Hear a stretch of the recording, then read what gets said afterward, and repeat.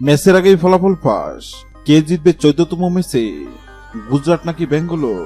ভবিষ্যৎবাণী করল জ্যোতিষী বিড়াল। বেঙ্গালোর নাকি গুজরাট? আইপিএল 2025-এর 14তম ম্যাচে কোন দল জিতবে তা নিশ্চয় আগেভাগে বলে দেওয়া সম্ভব নয়। তবে বা সেই কঠিন কাজটি করে দেখাবে অ্যাকিলস নামের একটি বিড়াল। আইপিএল 2025-এর 14তম ম্যাচের আগেই ফলাফল নিয়ে ভবিষ্যৎবাণী করবে অ্যাকিলস। এই জন্য তাকে দেওয়া হয়েছে বিশেষ প্রশিক্ষণ। 2010 বিশ্বকাপে অক্টোপাস পলের কথা নিশ্চয় মনে আছে অনেকে। একের পর এক চমকপ্রদ ভবিষ্যৎবাণী করে দক্ষিণ আফ্রিকা বিশ্বকাপে ভিন্ন এক রোমাঞ্চ ছড়িয়েছিল পল। স্পেন যে 2010 সালে বিশ্বকাপ জয় করবে তা আগেভাগেই জানিয়ে দিয়েছিল অক্টোপাসটি। শুক্রবার আইপিএল 2025-এও আছে। আইপিএল 2025-এ জয় তুলতে প্রস্তুত সাদা রঙের বিড়ালটি। দবদবে সাদা নীল চোখের বিড়ালটির নাম অ্যাকিলস। নিবিড় যত্ন আর ভালোবাসা অ্যাকিলসের বেড়ে ওঠা বিশ্বের অন্যতম সেরা প্রাণী জাদুঘর সেন্ট পিটার্সবার্গের হামিটেজে। শালিক দুটিনের জন্ম অ্যাকিলসের। সৃষ্টিকর্তা তাকে দেননি শোনার ক্ষমতা, তবে আছে তীব্র শক্তি।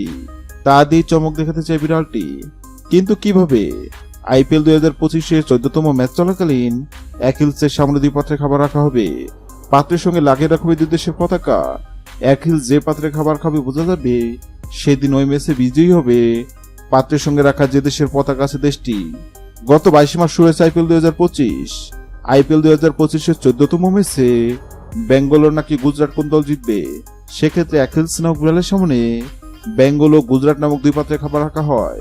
অবাক করা বিষয় হলো সবাই ভেবে নিছিল বিড়ালটি হয়তো বেঙ্গলোর নামক পাত্রে খাবার খাবে, কেননা বেঙ্গলোর অনেক শক্তিশালী দল এবং সবাই ধরে নিচ্ছে আইপিএল এর 14তম ম্যাচ জিতবে বেঙ্গলোর। কিন্তু সবার ধারণা ভুল প্রমাণ করে অ্যাকিলস নামক বিড়ালটি গুজরাট নামক পাত্র থেকে খাবার খায়। অ্যাকিলস নামক বিড়াল এমন কাণ্ড অবাক হয়েছিল নাকি, কেননা বর্তমানে গুজরাট দুর্দান্ত ফর্মে আছে।